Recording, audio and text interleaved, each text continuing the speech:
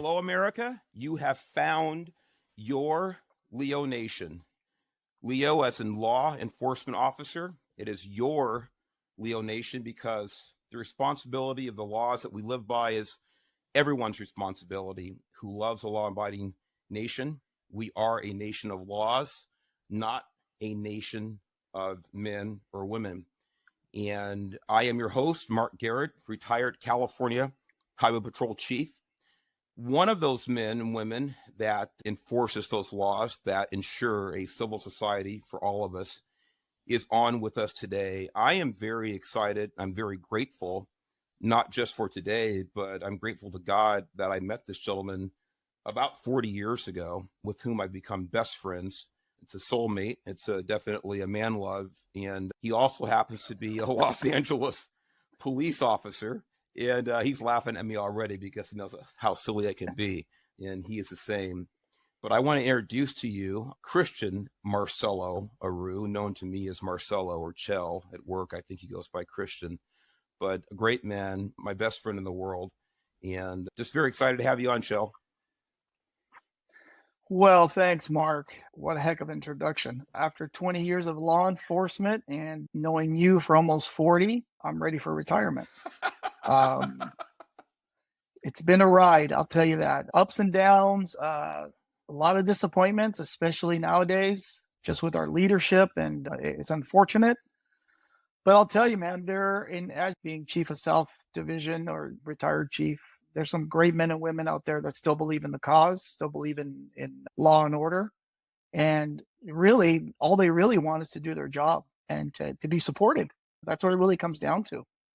But I'm excited to be here. I'm excited to be with you guys.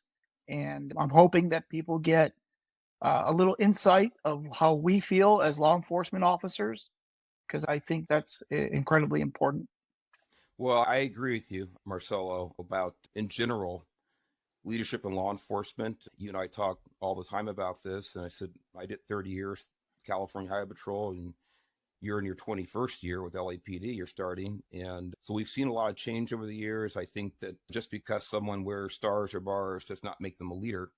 And we've seen a lot of people succumb to political correctness, to political pressure, and forgetting that all of us who are or were in law enforcement were sworn to uphold the Constitution of the state that we serve.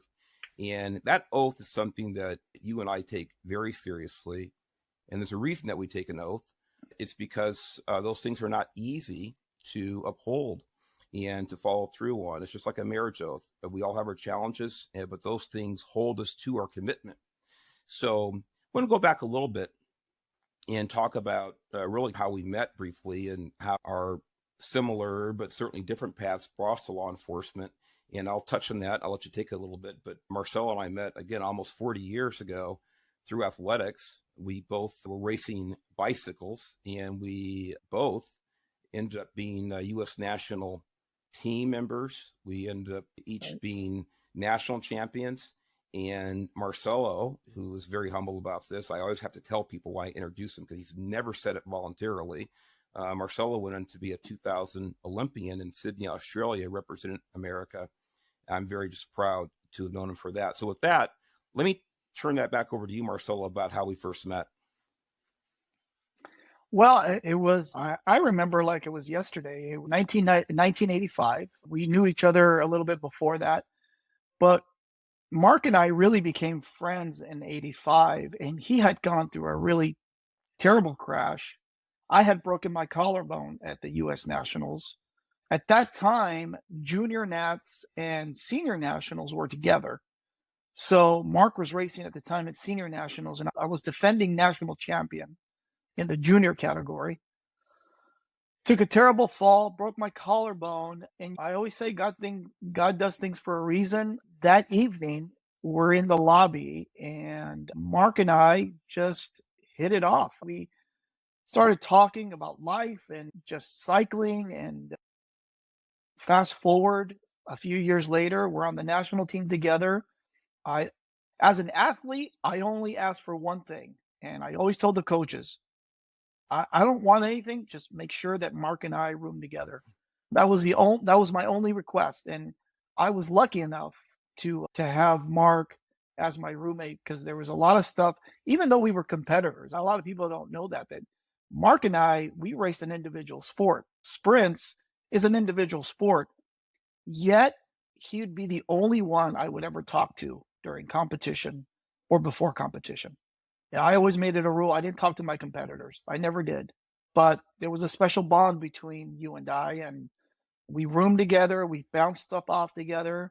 And I only hope that we didn't meet each other in the qualifying rounds. And if it was in the finals, I was happy. I was happy. Just like we did in Trinidad, or was it Barbados we were in? Barbados. Barbados, yeah. Yeah. For the Texaco games, you and I met in the finals. You swept me. I lost. I remember that.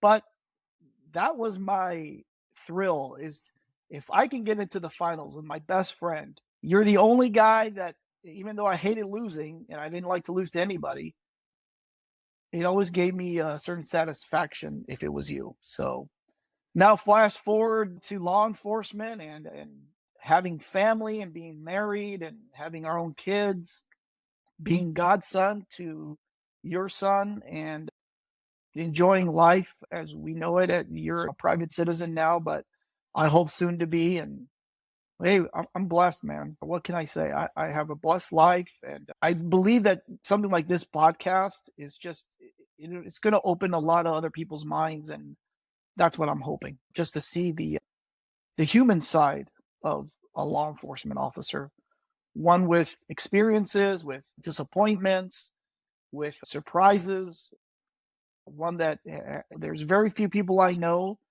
that can say they have a best friend for the last 40 years. And so happy to be here, and I'm happy that we're able to do this together. Well, you know what? You put things in a nutshell. A short period of time summed it up, Marcelo. And we have been the toughest of competitors and the best of friends.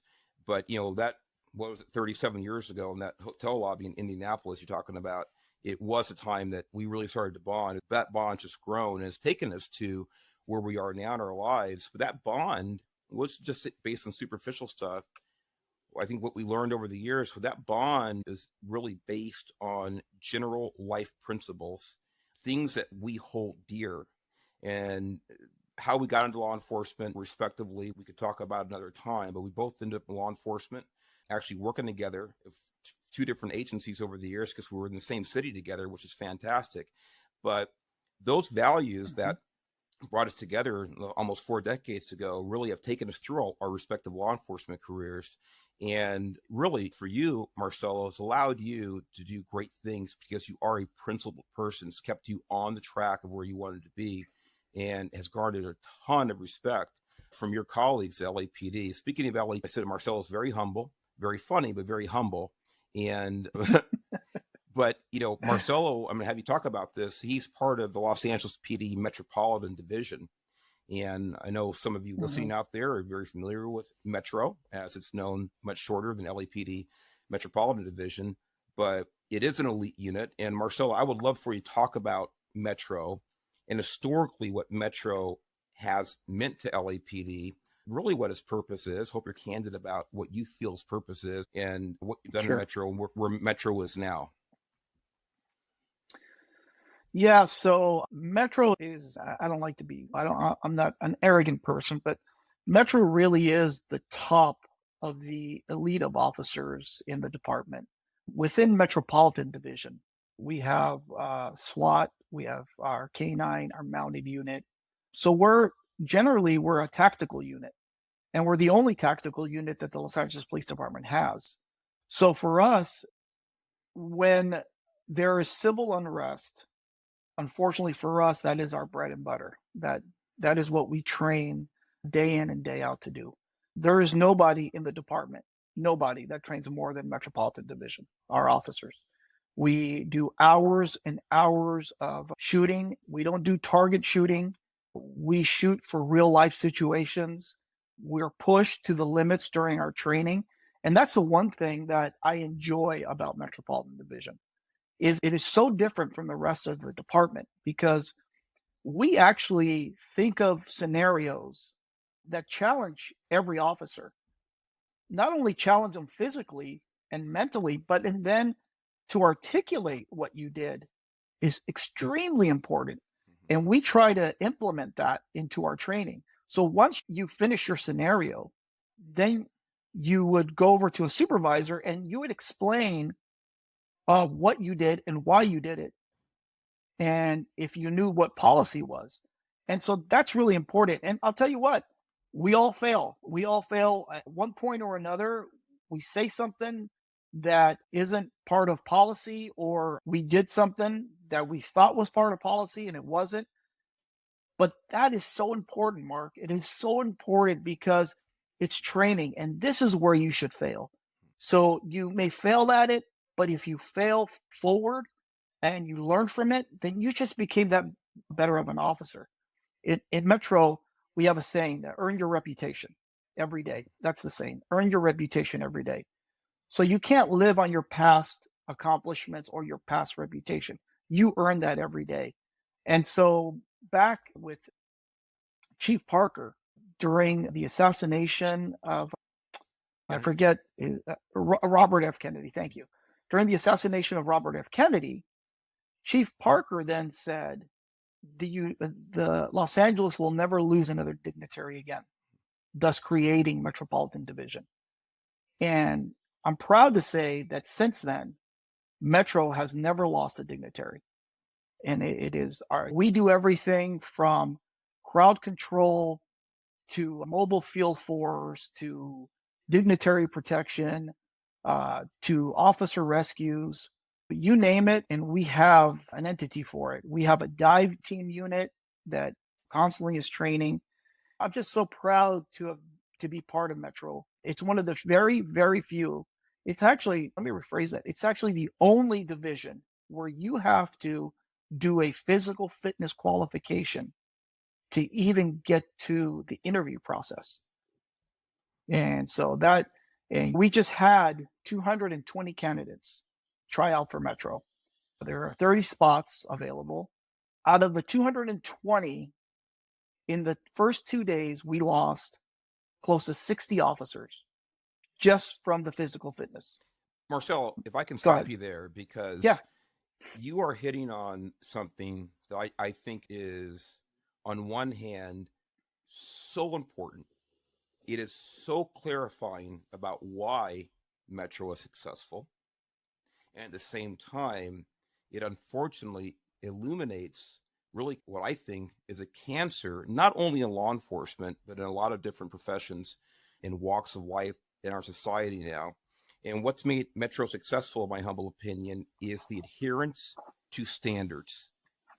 That Metro is unrelenting when it comes to standards. Standards may not be perfect all the time. They may be able to be modified here and there as time goes on, but there's a focus on the blind screening of people in the process of adhering to standards. That physical that you talked about is a great illustration of this.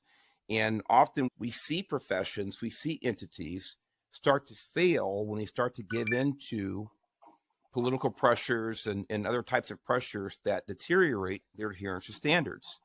I'm a big believer in this for many years, and I'm so proud of LAPD when it comes to Metro that they have not deteriorated in that sense. So with that, I just wanted to chime in. It's really powerful. So go ahead. Yeah. So when I came through Metropolitan, it was a 3-mile run. And it was for someone like me, who is not a natural runner, I had to put work into it. But you know what? It is something that anyone can accomplish. You know, if you put the time and effort into this, you will pass our PFQ. The problem is that there are people, unfortunately, in our department that don't put in the time and then want to make comments like, oh, I had a better chance of making the Navy SEALs than Metropolitan Division, which is a ridiculous statement. I know the Navy SEALs, and I've read through their manual and the things that they have to do. Believe me, it is not a 1.5-mile run in 13 minutes and 30 seconds. We have to do push-ups and sit-ups, and the push-ups is 40 push-ups and 50 sit-ups. And then all you have to do is attempt a pull-up. And that's our PFQ. But nevertheless, we have 60 officers that didn't go through and didn't pass. And to me, I don't make excuses for these officers. But not, maybe it's our athletic background, Mark.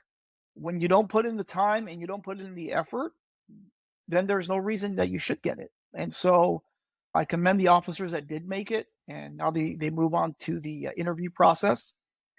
But then once you make the outstanding pool in the interview, your background starts. Once you get past that, then it's a month of basic Metro school. And that's tough. It's early mornings, it's all day. You're shooting all your weapon systems, from your handgun to your HK rifle to your Benelli shotgun. And I'll tell you what, there's a lot of people. Well, you know what? I should rephrase that. I don't think there's anyone aside from Metropolitan that actually uses semi-auto shotguns. And it was a challenge for me, but this is the process to get into Metropolitan Division. And I hope that, like you said, I hope our standards don't change, because you have to keep those high standards to get quality people. I believe in that. So, Marcelo, can you tell me, over the time you've been in Metro, I guess almost 7 years now, it's hard to believe. Can you tell me how you've seen it evolve and what you think of its direction now? You mean Metro itself Yeah. or the department? Well, you know what? You take it. You can tell me the best way you think of. Well, Metro itself, from my experience, we are a lot more policy conscious, if you will. Metro was the last division to actually acquire cameras. And so, because we worked throughout the city, that's been a difficult transition for us. Because sometimes we don't even meet at Metro. We'll meet in 77th Division or Southwest or Topanga Division. And so bringing the cameras to us has always been a challenge.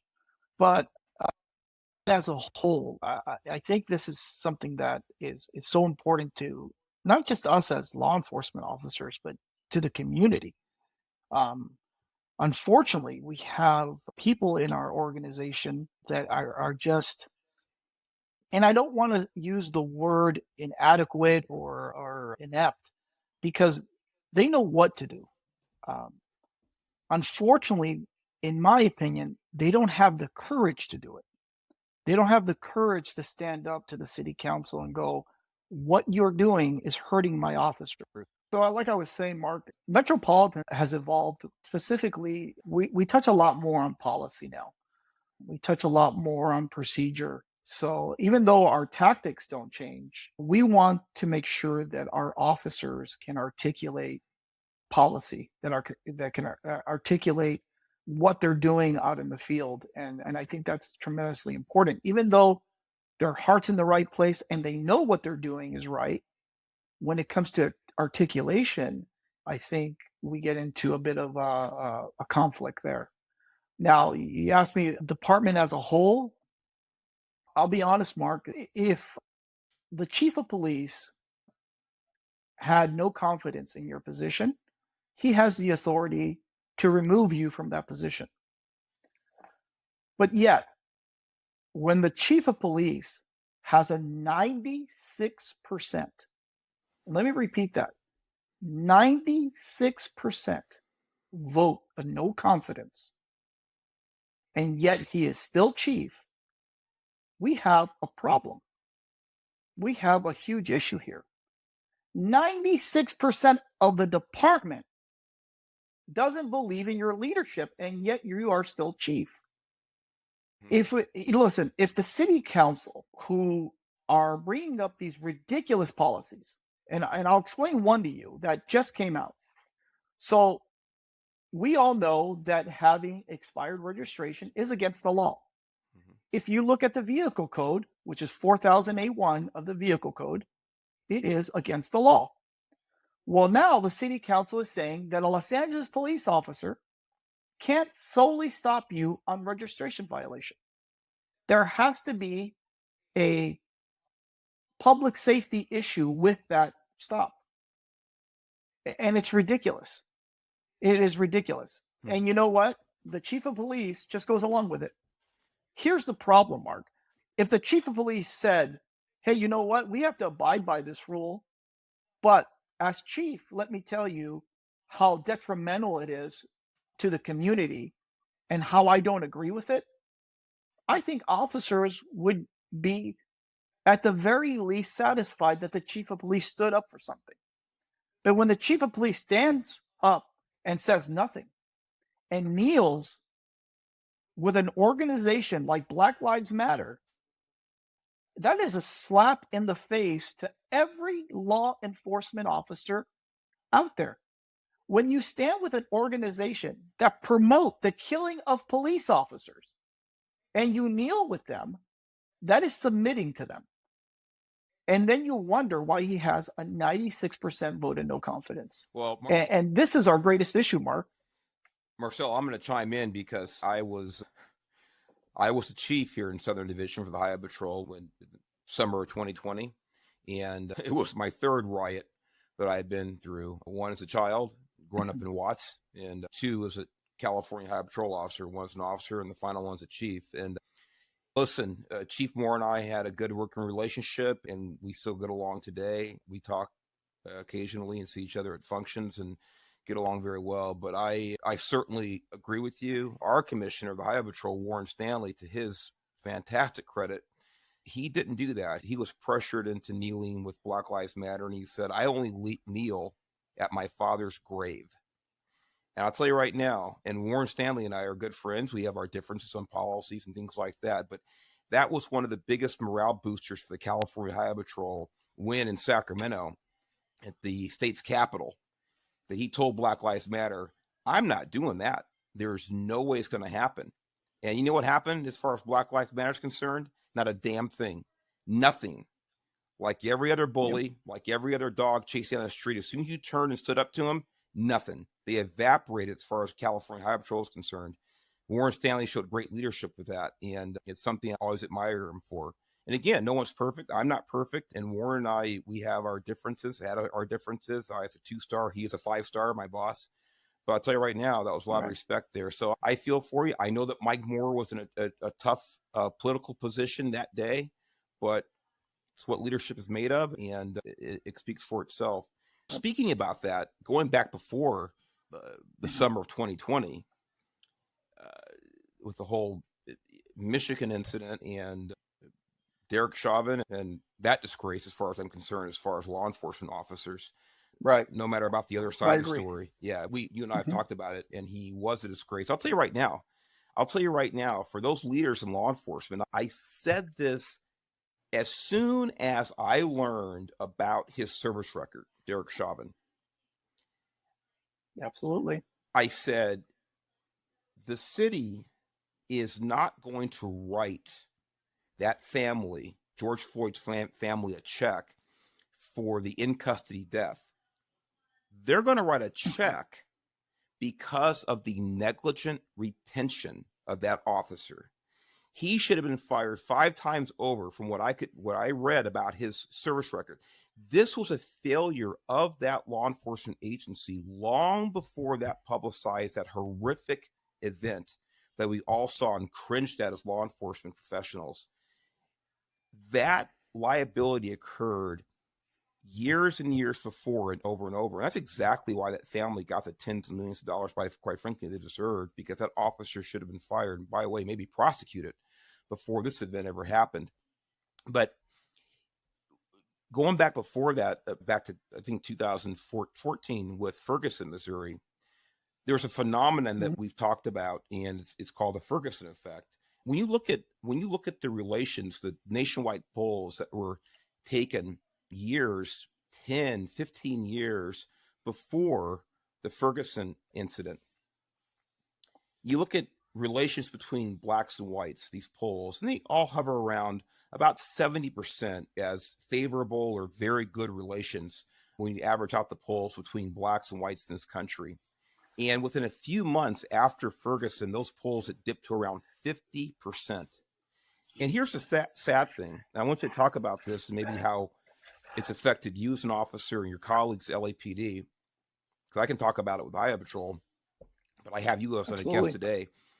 When we realize that the negative effect that Ferguson, Missouri, and that incident had on relations between not just law enforcement and the communities that law enforcement serves around this country, but about the specific relationships between blacks and whites in this country. Mm-hmm. It was all based on a lie. It was all based on this officer's use of force, that it was inappropriate, that it was illegal, that it was, again, it was out of policy. And none of those things were true. And listen, even a black attorney general at the time declined to file any federal charges against him because there was nothing done wrong. He was really the victim of an assault, and he defended himself. And of course, this guy's life was ruined. He lost his job, but did nothing wrong, out of policy, illegal. But the effect that a lie had on almost every single person in this country, not to mention the men and women of law enforcement that go out there every single day and do the right thing like that officer did in Ferguson all those years ago, is really abhorrent. It's really a sad, despicable, pathetic reality that relations have deteriorated amongst the races, that relationships between law enforcement officers and the public they serve have deteriorated based on something that was a lie, that this officer was a predator, he used excessive force, that the suspect in this case did nothing to provoke any type of enforcement action. I want to get your take on those times going back about 8 or 9 years, and what you've seen as far as relationships with minority communities, if it's had an effect on you as a specific officer or the department in general. Well, and that's a great question. And unfortunately, I've seen both sides. I've seen when I first started the department over 20 years ago, just how we were building these relationships. Now, 20 years ago, we didn't have cameras, but we had a sense of respect for each other. And I think that's what it comes down to. They knew that I had a job to do, and they knew that I would do it fairly. Gordon Graham, who is a risk management expert, said, and I don't know, and it kills me because I don't know why departments don't abide by this. He said, bad probationer officers, so rookie cops, don't get better, they actually get worse. You should, as a department, you should cut your losses early and avoid litigation and financial ruin. And that is, and I know you have stories about young coppers doing stupid stuff, or rookie officers who are not off their probationary period, that are just not equipped for the job. And when we keep these officers, you have to expect something that happened in like Minnesota or the Rafael Perez scandal. You have to expect these things because you know what? The badge doesn't give you integrity. You either have that before you start the job or you don't. Your character, Mark, has been the same character when I met you when you were 25 years old, and now that you're 56. It's actually closer 57. to 100 years old, but thank you. But go ahead. But that's your character. And you know what, Mark? That comes from family. That comes from your mother and your father that instilled these values in you. It's not the badge that gave you integrity. It's not the badge that gave you character. It was the people inside the house. That father that, spanked you when you needed to be spanked, disciplined you, but also gave you a hug and was proud of you when it was necessary. That's where we get that from. So Ferguson was a disaster. It was a disaster. And I blame the liberal media for it. That's who I blame. You lied and you falsified this story in order to create a racial war. And how people aren't held accountable for this, Mark, is just, it's surprising to me. It's surprising that you ruined a man's life for no reason. Absolutely no reason. He did nothing wrong but defend himself. He was within policy. He did his job. Michael Brown passed away, but Michael Brown passed away because of his actions, not because of the officer's actions. If Michael Brown would have complied Michael Brown would probably be alive today. This goes even back to the young kid with the Skittles, and I forget his name. The guy was a security guard. You remember the story? It was, I'm drawing a blank too. gosh, now he was a security guard. He followed the kid. The police told him stop following. Oh, The yes, operator yes, told him yes. stop. Yeah, go ahead. I know the story. I'm forgetting the names, but Yeah, yes, I know. Right, right. yeah, I'm forgetting the name too, Yes. and I apologize because that was also Yeah. very important. Mm-hmm. Now, and I forget the gentleman's name that shot this young black kid, and that man should have gone to jail. Right.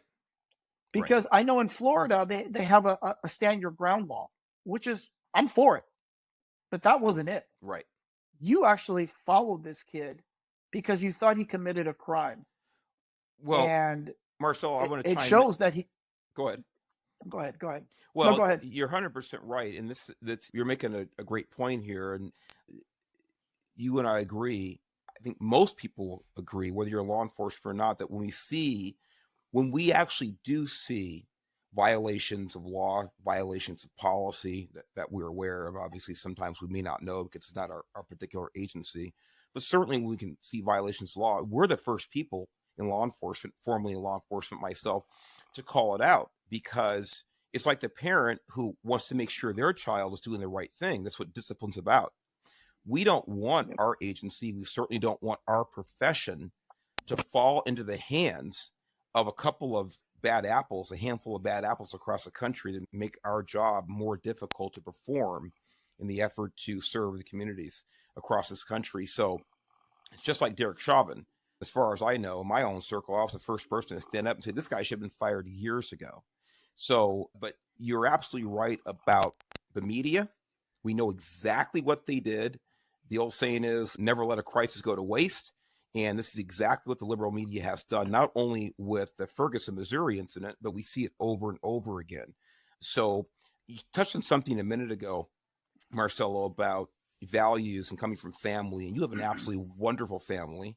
If the world must know, and they should know, that your wife you have is way too good for you. I agree. Oh, yeah. By the way, she told me that many times. And of course, I was dear friends with your father, God rest his soul, passed away just about a year and a half ago, and as a mentor of mine. But as we wind this up today, I'd like for you to speak on a little bit about the personal side of your life, if you don't mind, and really about the apple of your eye, Isabella, your wonderful daughter.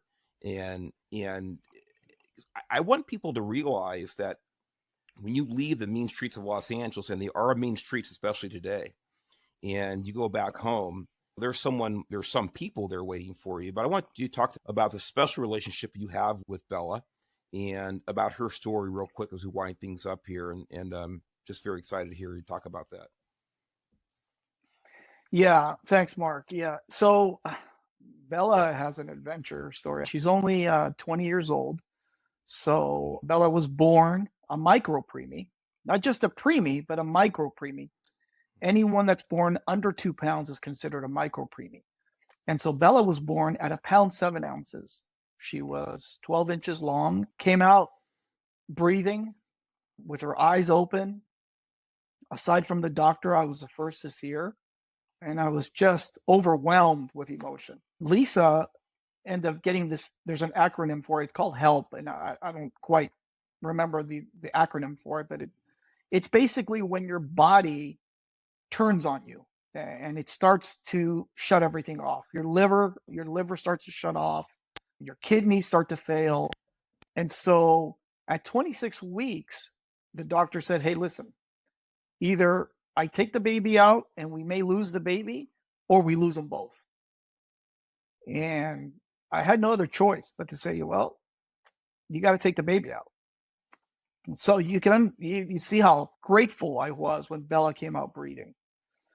Unfortunately, in the NICU for her, back then, they used pure oxygen.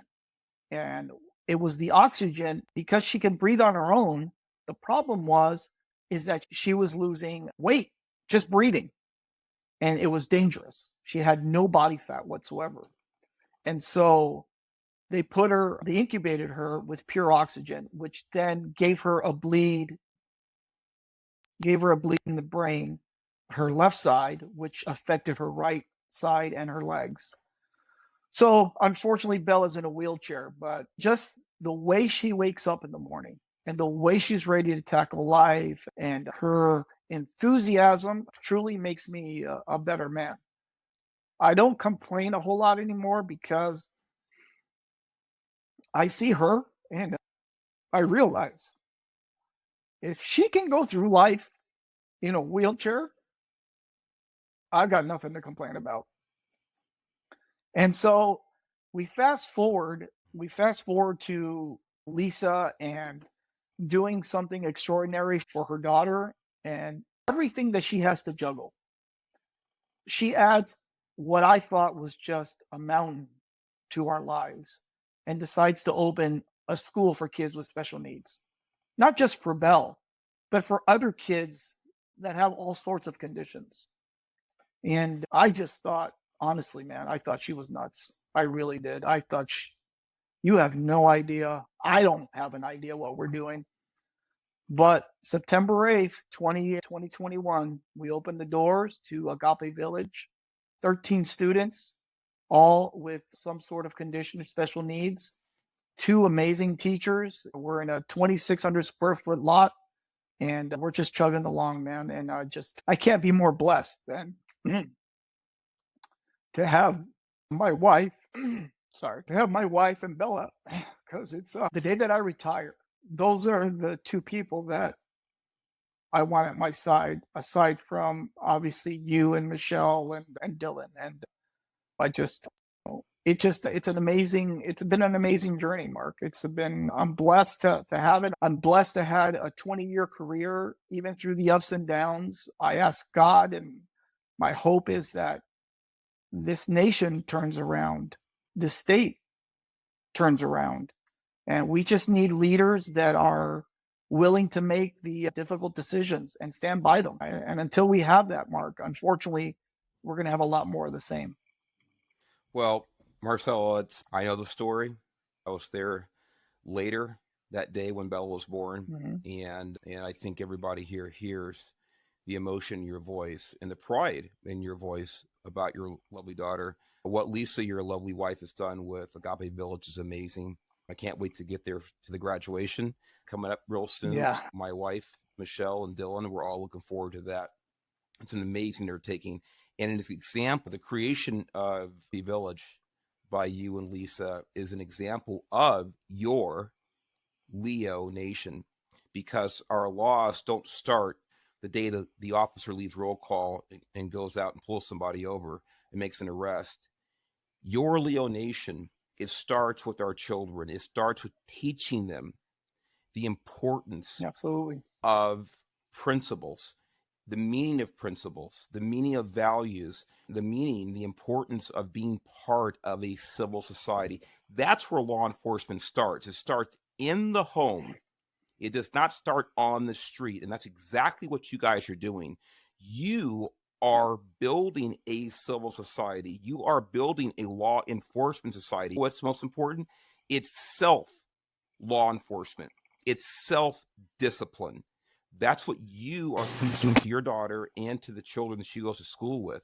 And so I'm so proud of you. Michelle and I are trying to play a second fiddle back here and do the same thing with Dylan. He knows that every day, our son. So I'm very excited for what you guys are doing. I'm very excited to have you on Your Leo Nation. For everybody listening, it's people like Christian Marcelo Arrue, my best friend in the world, that make this country a better place to live. And like he said, we all have to fight. For those of you in uniform, for those of you who have young children that want them to grow up as good, productive members of society, for those of you who wait every night for your loved one to come home from patrol, be a part of this program. Share this program. I'm going to ask one more thing. Make sure you go to yourleoproject.org. That's yourleoproject.org. That is the nonprofit arm of Your Leo Nation. And donate whatever you can. The board members of whom I'm one, we take no salary for this. We're doing our best to support the families of fallen and injured law enforcement officers. So please go to yourleoproject.org. Give whatever you can. download this podcast, share it with all your friends, share it with all of your America loving friends and family. God bless you, Marcelo. Thank you so much. I'm looking forward to another 40 years of friendship, and I'll be 140 and you'll still be 29. So thanks a lot, buddy. Thanks, Mark. You're awesome. Thank you so much. Thanks for having me. I appreciate it. It's our pleasure. God bless you.